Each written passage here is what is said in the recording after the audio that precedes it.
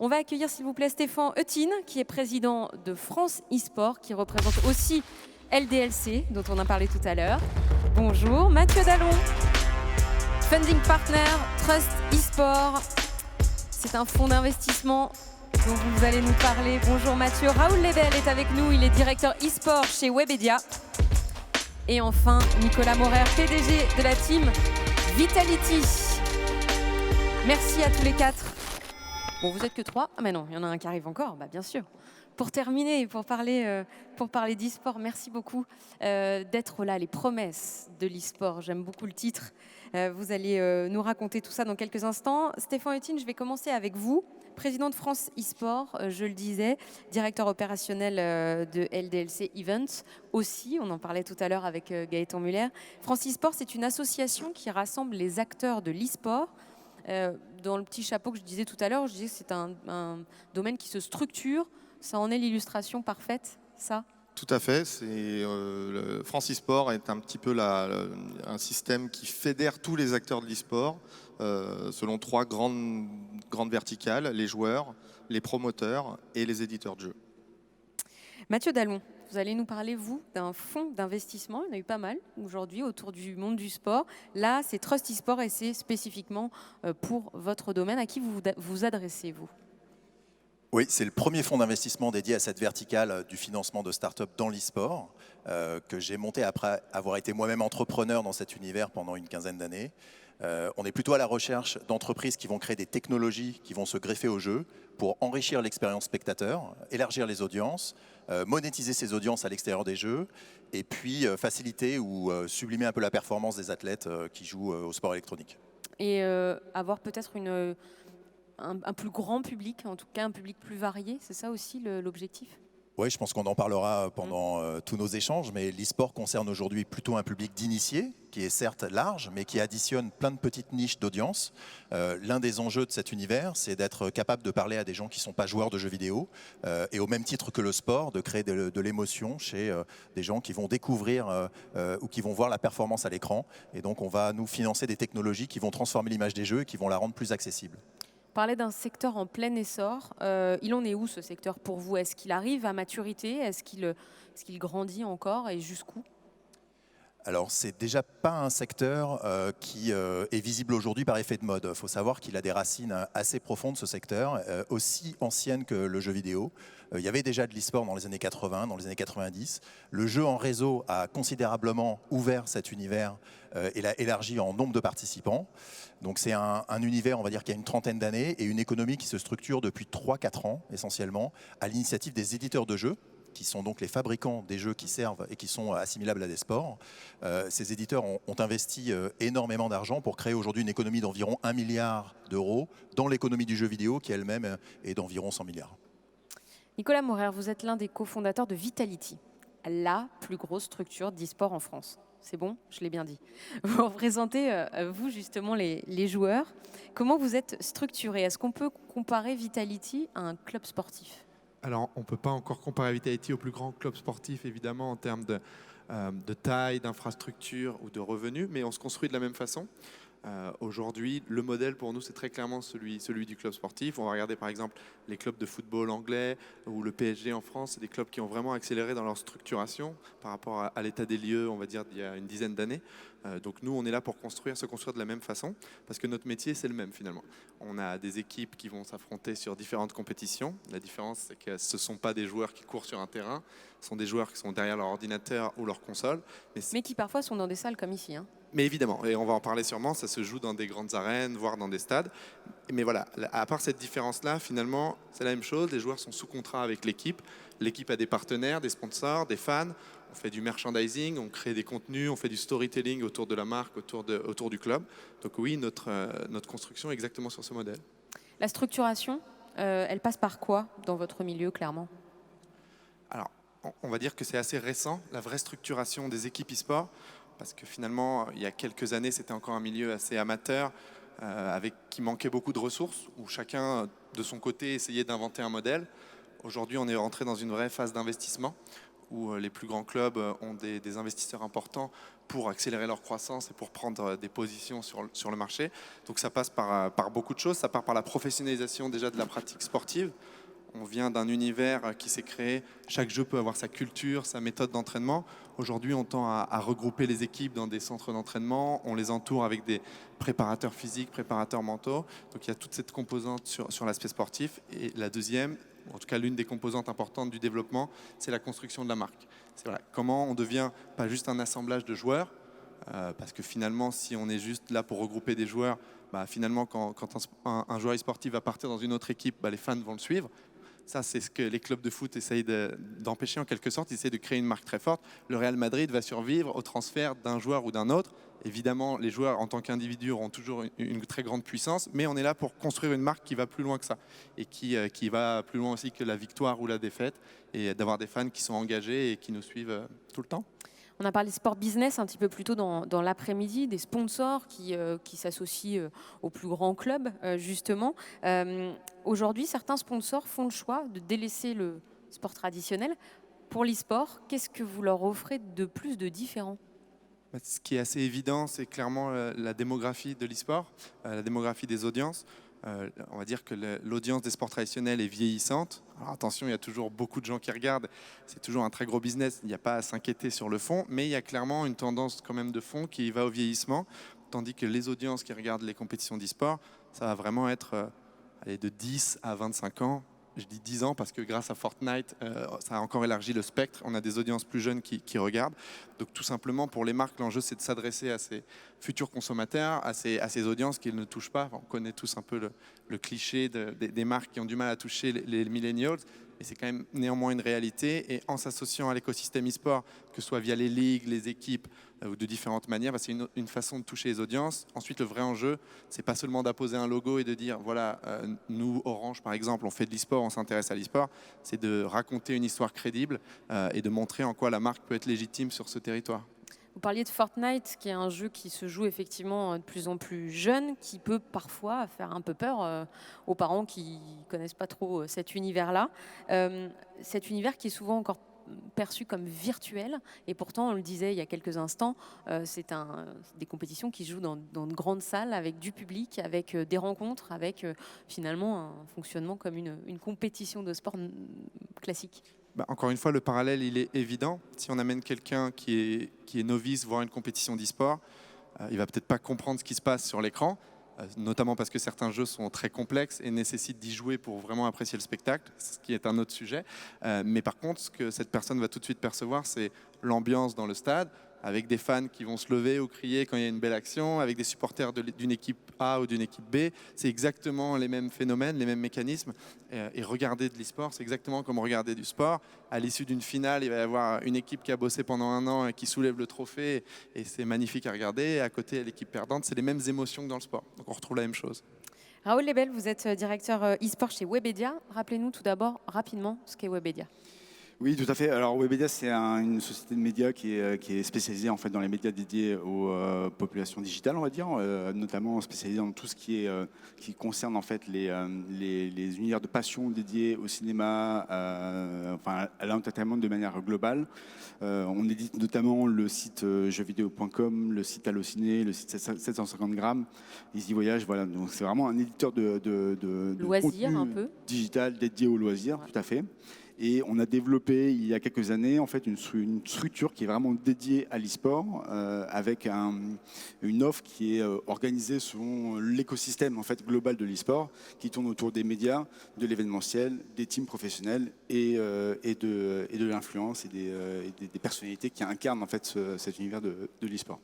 L'e-sport en plein essor, je le disais en introduction de ces échanges, on en est là. Vous le pensez aussi, la fusée est toujours en phase de décollage, ou elle commence à se stabiliser un peu ? Alors oui, effectivement, c'est un univers qui est en pleine croissance et ça continue à croître de manière très très forte. On constate depuis quelques années en fait une typologie d'annonceurs qui se positionnent dans l'e-sport qui évolue de manière très très forte et qui continue aujourd'hui. C'est-à-dire qu'en fait, de plus en plus, les annonceurs qui étaient jusqu'à présent à l'e-sport étaient issus en fait d'un univers très endémique à cet univers de l'e-sport. Donc plutôt plutôt des constructeurs informatiques ou des accessoires. Et on voit depuis quelques années en fait, des annonceurs qui aujourd'hui ont cette problématique d'aller toucher une cible, comme Nicolas le disait, plutôt millennials 10, 12, 25, qui vont préempter en fait, cet univers de l'e-sport pour pouvoir justement toucher cette cible. Mathieu, on a quand même encore l'impression que l'e-sport, c'est une histoire d'experts, de passionnés. Comment on va réussir, comment vous allez réussir à toucher un plus large public ? Alors, ce public est déjà assez large. Juste pour vous donner quelques repères, la finale du championnat du monde de League of Legends a ouvert sa billetterie hier pour Bercy, pour l'Hôtel Accor Arena. Il y a eu plus de 600 000 connexions pour acheter des billets, dont 85% venaient de France. Et les billets ont été sold out en 20 minutes à peu près. Donc l'e-sport mois de novembre, aujourd'hui, c'est ça, à l'Accor Hotel voilà, Arena. c'est le 10 novembre à Paris. Donc on est déjà sur un phénomène qui est capable de remplir un stade en 20 minutes avec une audience essentiellement française. Et cette audience-là, elle existe aussi en Allemagne, elle existe un peu partout dans le monde, elle existe en Scandinavie, aux États-Unis, en Chine, dans des proportions qui sont encore plus importantes. En Corée. En Corée aussi, qui a été un pays précurseur, bien sûr. L'enjeu du futur, c'est d'abord d'ouvrir ces jeux à des publics de néophytes, à des publics de non-joueurs. Et ça passera certainement par une modification de ce que sont les jeux. Les jeux vont devoir se concevoir comme des jeux e-sport plutôt que comme des jeux d'expérience de joueurs. C'est-à-dire des jeux conçus pour être regardés. Et ça, cette révolution, elle est en cours. Il y a déjà des éditeurs qui travaillent sur des prototypes de jeux qui sont d'abord faits pour les spectateurs, donc une grosse révolution. Et puis ensuite, il y a toutes les femmes aussi à conquérir. C'est-à-dire qu'aujourd'hui, l'e-sport, c'est essentiellement un sujet de garçons et d'audience masculine. C'est pas moi qui fais la joueuse, pardon. Mais le jour où les jeux intégreront des codes beaucoup plus diversifiés et capables de séduire des filles comme des garçons, je pense qu'on aura encore une belle marge de croissance dans les audiences. On y reviendra justement à manque de femmes ou au nombre un petit peu plus faible que chez vous. Un petit mot sur les médias et le rôle des médias justement dans le fait de toucher un plus large public. Oui, effectivement, c'est un sujet qui est intéressant parce que c'est vrai que c'est vraiment, on considère en fait l'e-sport comme un univers très qui incarne en fait une différence très importante entre les générations. C'est-à-dire que clairement, c'est entre les personnes qui ont plus de 30 ans et ceux qui ont moins de 30 ans, il y a une interprétation en fait de l'e-sport qui est très différente. C'est-à-dire que dans l'e-sport, on est vieux après 30 ans. C'est vrai que non, mais en fait, c'est assez compliqué. Et nous, on a testé pas mal de moyens, enfin, de diffuser de l'e-sport auprès justement d'une population qui n'était pas forcément au fait en fait de cet univers-là. Et on constate que c'est pas forcément évident. On est vraiment dans une logique aujourd'hui où les moins de 30 ans considèrent l'e-sport comme un univers complètement naturel et vont consommer en fait le contenu dédié à l'e-sport de la même manière que tout le monde peut consommer aujourd'hui du sport traditionnel. Donc c'est vrai qu'on est aujourd'hui dans une logique de consommation qui est plutôt orientée auprès d'une cible millennials et plutôt jeune et masculine ou pas du tout? Et plutôt masculine, effectivement, parce que les jeux qui sont populaires aujourd'hui dans l'e-sport sont principalement joués par une population masculine. Alors, il n'y a pas que dans cette table ronde qu'il n'y avait pas de femmes, je vous rassure. Néanmoins, est-ce que c'est la réalité, messieurs, de votre monde, Stéphane ? Comme le monde sportif, on a du travail à faire sur la mixité. On a aussi des origines culturelles sur le jeu vidéo qui ne nous aident pas. C'est-à-dire qu'il y a 30 ans, quand les jeux vidéo sont arrivés dans les rayons de jouets, ils sont arrivés au rayon garçons. Et c'est vrai qu'on a eu cette mauvaise habitude de considérer que le jeu vidéo était fait pour les garçons. Et c'est vrai que culturellement, on a un petit peu de travail à faire sur le sujet. Mais on remarque quand même que sur du jeu vidéo de manière standard, c'est-à-dire non compétitive, on a la parité quasiment dans le jeu, c'est-à-dire que les chiffres ont été édités par le CEL, on a un équilibre homme-femme 49%, 51%. Donc, les filles jouent, mais elles ne veulent pas faire de compétition. Les filles jouent, mais c'est pas forcément pour s'affronter, c'est plus pour s'amuser, voilà, être plus sur le lien social. On recherche pas forcément la même chose apparemment, donc il y a peut-être d'autres études à mener sur le sujet, mais comme dans le sport, plus on monte dans la compétition, moins on trouve une population féminine, donc il y a peut-être aussi un travail à réaliser, à les attirer vers la compétition, mais on ne va pas non plus forcer la main à des gens. Mais la discrimination positive, vous y croyez pas ? Je ne pense pas que ce soit la meilleure solution. C'est une solution, il y en a qui la prônent. Je ne pense pas que ce soit la meilleure solution. Je pense que le travail doit être fait plutôt à la base. C'est-à-dire que l'accessibilité au public féminin doit être fait sur les jeunes. sur les jeunes, sur le côté amateur, parce qu'on n'a pas assez de filles à haut niveau, parce que je rappelle que l'e-sport est mixte, il n'y a pas de différence entre les hommes et les femmes sur le jeu vidéo, mais il y a peu de femmes professionnelles, parce qu'en bas, on a peu de femmes qui rentrent, enfin de filles qui rentrent dans l'e-sport au niveau amateur. Donc déjà, Chez Vitality, il y en a des femmes sous contrat? Alors, on a eu une joueuse pro, donc c'est pas beaucoup dans toute l'histoire du club où on a eu, je pense, 200 pros. Mais je souscris entièrement à ce qui est dit là. Je pense qu'à la base, les filles jouent, mais elles ne montent pas les rangs de la compétition pour beaucoup de raisons. On en a parlé de certaines. Il n'y a pas aussi de rôle modèle féminin, il n'y a pas beaucoup de joueuses pro, donc il faut créer déjà ce cercle vertueux. Il en faudrait une ou deux. Ça arrive de manière exceptionnelle, mais en fait, la discrimination positive au plus haut niveau dans le sport, ça n'a aucun sens parce qu'on est là pour composer une équipe qui gagne. On va surtout pas mettre une fille qui n'aurait pas le niveau et raconter que c'est la meilleure. Ça serait même un effet contre-productif puisque les fans verraient bien qu'elle n'est pas là. Et tous les garçons ont le niveau, rassurez-moi. Aujourd'hui, malheureusement, il n'y a que des garçons au top niveau dans le pool de joueurs. Et justement, ce qu'il faut changer, c'est d'arriver à ce qu'il y ait des filles qui aient ce niveau-là. Et donc, tout le travail, il est effectivement à la base, encourager les filles à jouer, qu'il y ait des structures où elles se sentent finalement safe, épanouies, parce qu'aujourd'hui, la communauté, elle est parfois un peu barbare, c'est-à-dire qu'une fille qui va commencer à jouer à un niveau amateur, elle va être jugée beaucoup plus sévèrement, ses coéquipiers masculins vont peut-être être encore plus durs avec elle, donc tout le travail, c'est l'éducation, la formation. Ensuite, une fois qu'on aura fait ça, il y aura des filles qui seront en haut, et là, elles seront sélectionnées par les équipes, puisqu'elles auront le niveau pour être dans les grandes compétitions. Mathieu Dallon, est-ce que l'e-sport a intérêt à s'inspirer du sport dans sa structuration? Sport traditionnel, j'entends. Oui, je pense que Stéphane pourra compléter la réponse, mais c'est un vrai sujet au niveau amateur. Aujourd'hui, l'e-sport aurait tout à gagner à intégrer les clubs de sport traditionnels comme une nouvelle discipline. Je pense que toutes les familles et tous les parents s'inquiètent sur le temps d'écran et sur ce que font leurs enfants dans la chambre lorsqu'ils jouent sur PC ou même sur mobile. Nous, on est convaincus, on le sait, que le jeu vidéo peut être une discipline d'excellence, qui a des valeurs et des modèles qui peuvent passer à travers les jeux et à travers l'e-sport. Et donc, je pense que ces clubs pourraient s'ouvrir à l'e-sport. Et d'ailleurs, l'association France e-sport y travaille. C'est effectivement ce qu'on recherche. La structuration du monde amateur, ça va être un petit peu notre mission fer de lance.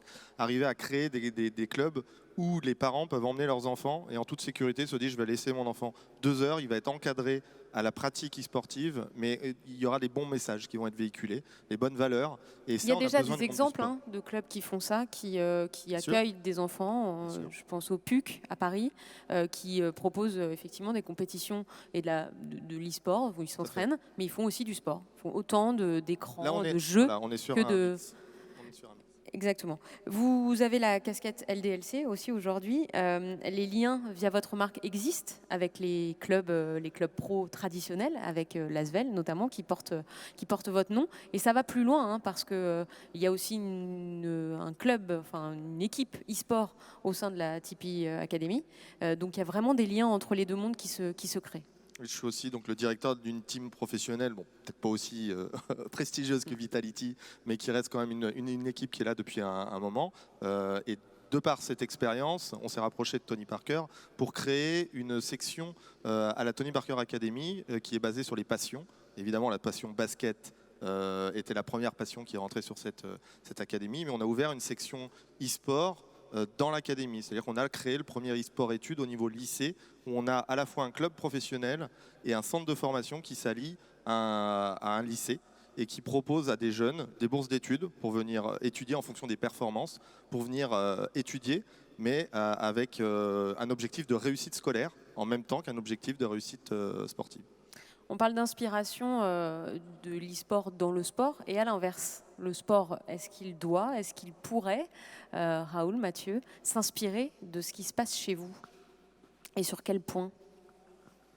Il y a déjà des exemples effectivement de structures sportives qui s'inspirent en fait de l'e-sport. Je pense notamment à la NBA qui a développé en fait une compétition et une ligue en parallèle de sa ligue professionnelle sur le basket. Et de nombreux clubs aujourd'hui en fait sont en train de structurer en fait des offres et des clubs e-sport dans le cadre en fait de leur stratégie sportive. Donc on voit il y a des ponts assez naturels qui sont en train de se créer et qui existent en fait entre le sport traditionnel et l'e-sport et qui montrent bien en fait les points communs qui peuvent exister entre les deux univers. l'illustration, est-ce que c'est l'accord qui est passé entre le CNOSF, Comité national olympique et sportif français, et Francisport? On est exactement là-dedans? C'est exactement ça, c'est qu'on vient chercher un accompagnement des deux côtés. C'est-à-dire que nous, on a un besoin de structuration et d'aide à la structuration. Par contre, on a le milieu du sportif a besoin d'une acculturation à l'e-sport et le voir comme un outil qui vient plutôt renforcer l'appétence des futurs licenciés plutôt que venir séparer l'e-sport et l'amener en compétition en fait avec le sport. Et on est maintenant en échange avec la plupart des grosses fédérations sportives pour trouver une solution pour venir utiliser l'outil e-sport au sein même de la fédération. Le sport aujourd'hui a plutôt une bonne image, notamment c'est sain, voilà, il faut en faire, il faut être en bonne santé, etc. De ça, vous devez peut-être vous inspirer pour améliorer cette image qui parfois pêche encore un peu. L'e-sport peut parfois souffrir de la mauvaise image du jeu vidéo. Alors, le jeu vidéo a quand même une moins mauvaise image dans les médias mainstream que ce n'était le cas il y a 10 ans, mettons. La situation s'est quand même beaucoup améliorée. Néanmoins, on a toujours des articles qui laissent entendre que les jeux vidéo sont responsables de tueries de masse ou que ça rend les jeunes obèses ou idiots. Bon, il y a quand même du travail encore à faire. L'intérêt de l'e-sport, à mon sens, c'est que ce qu'on fait, le professionnalisme qu'on promeut dans nos équipes et nos façons de travailler, ça va complètement à l'inverse de ce discours. Nous, l'idée, c'est d'avoir nos joueurs, encore une fois, qui sont entourés par des coachs physiques, mentaux, qui fassent du sport. Donc, finalement, on va... Chez Vitality, on va chercher des sportifs de haut niveau aussi. On a notamment Mathieu Péché, qui est champion du monde de canoë, qui est également médaille olympique, qui est le manager de notre équipe Counter-Strike. Ça va exactement dans ce sens-là, finalement, d'apporter les outils aux athlètes e-sportifs qui ne les avaient pas historiquement, puisqu'encore une fois, il y avait un manque de ressources, un manque de structuration. Donc, chacun inventait ses méthodes d'entraînement. Aujourd'hui, en fait, on se rend compte de quelque chose d'assez simple.